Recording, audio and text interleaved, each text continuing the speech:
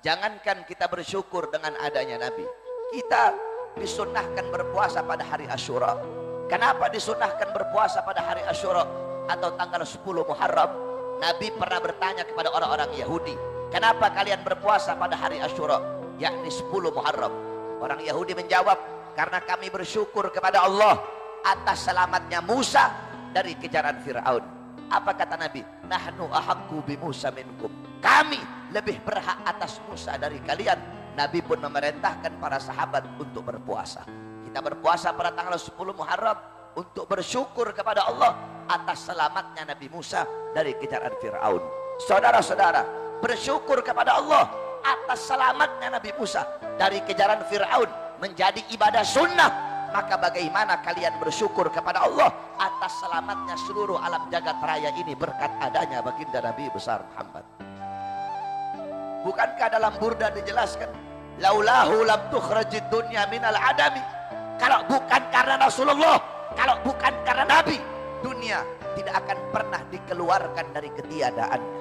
Yakni dunia ini ada, dunia ini terselamatkan berkat Rasulullah. Maka bagaimana kita bersyukur kepada Allah? Kalau dengan selamatnya Nabi Musa saja kita harus bersyukur sehingga menjadi ibadah sunnah, yaitu berpuasa pada tanggal 10 Muharram, maka bagaimana dengan terselamatkan seluruh alam jagat raya? Bahkan para nabi dan para rasul, beliau selamat berkat Nabi Muhammad. Nabi Allah Adam alaihissalam, ketika beliau berbuat salah, Allah keluarkan dari sorga, Allah turunkan di India, di bawah kaki gunung Himalaya. Selama 450 tahun belum Allah terima taubatnya. Ketika berada di kota Mekah membawa nama Rasulullah, baru Allah terima taubatnya. Nabi Adam terselamatkan berkat Nabi Muhammad. Nabi Allah Nuh, Allah selamatkan dari banjir. Kenapa? Karena dalam tulang sulbinya membawa nur baginda Nabi besar Muhammad.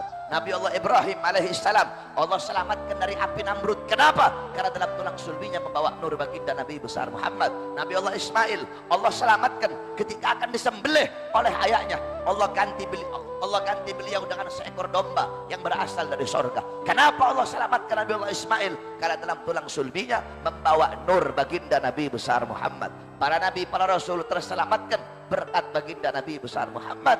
Kalau kita bersyukur kepada Allah atas selamatnya Nabi Musa dari kejaran Fir'aun sehingga menjadi ibadah sunnah, maka bersyukur dengan adanya Rasulullah karena terselamatkan seluruh alam jagat raya. Ini adalah perkara yang diwajibkan di dalam agama. Oleh karena itu, hadirin sekalian yang dimuliakan oleh Allah, kalian duduk di majelis untuk bergembira, untuk berbahagia dengan lahirnya Rasulullah. Jangankan kita, dalam riwayat Sayyidina Abbas bin Abdul Muttalib, beliau bermimpi berjumpa dengan Abu Lahab. Abu Lahab sedang diazab, Abu Lahab sedang disiksa oleh Allah di dalam neraka. Tetapi setiap hari Senin Allah ringankan azab dan siksanya Abu Lahab. Dari salah-salah jarinya keluar air sehingga dia bisa minum dari air tersebut. Kemudian Sayyidina Abbas nanya, wahai Abu Lahab, kenapa setiap hari Senin Allah ringankan azab dan siksamu? Apa jawab Abu Lahab? Karena aku pernah bergembira sesaat dengan lahirnya Muhammad. Ketika itu aku punya budak namanya Suwaibah. Suwaibah datang bawa kabar gembira. Suwaibah datang bawa kabar kelahiran Muhammad. Karena aku bahagia, karena aku senang, aku bebaskan Suwaibah dari perbudakan. Aku merdekakan dia karena dia membawa kabar kelahiran Muhammad. Karena inilah Allah ringankan azab dan siksaku setiap hari Senin. Al-Imam Syamsuddin Ibn Nasiruddin Ad-Dimashqi, beliau berkata, itu Abu Lahab yang jelas-jelas masuk neraka. Itu Abu Lahab yang jelas-jelas celaka dalam Al-Quran. Allah ringankan azab dan siksanya karena karena Abu Lahab bergembira sesaat dengan lahirnya Muhammad. Maka bagaimana dengan umat Nabi kalau setiap saat, setiap detik sampai hari kiamat dia bergembira seumur hidupnya dengan lahirnya baginda Nabi besar Muhammad sallallahu alaihi wasallam. Bergembiranya kita dengan lahirnya Nabi. Yang suruh kita gembira bukan ustadz, bukan kiai, bukan habib, bukan para ulama, bukan para nabi, bukan para malaikat, tetapi yang suruh kita bergembira dengan lahirnya Nabi adalah Allah subhanahu wa ta'ala. Dalam Al-Quran sering kita dengar ayat, Qul bifadlillah wa birahmati fabidzalika falyafrahu. Katakanlah, dengan karunia Allah dan dengan rahmat Allah, maka dengan karunia dan rahmat tersebut hendaklah mereka bergembira. Apa karunia Allah? Apa rahmat Allah?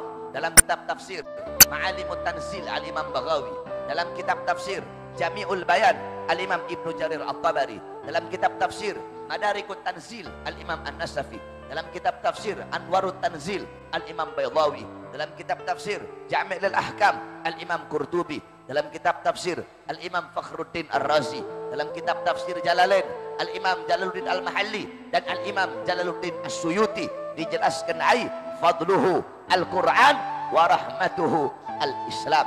Karunia Allah adalah Al-Quran dan rahmat Allah adalah Islam.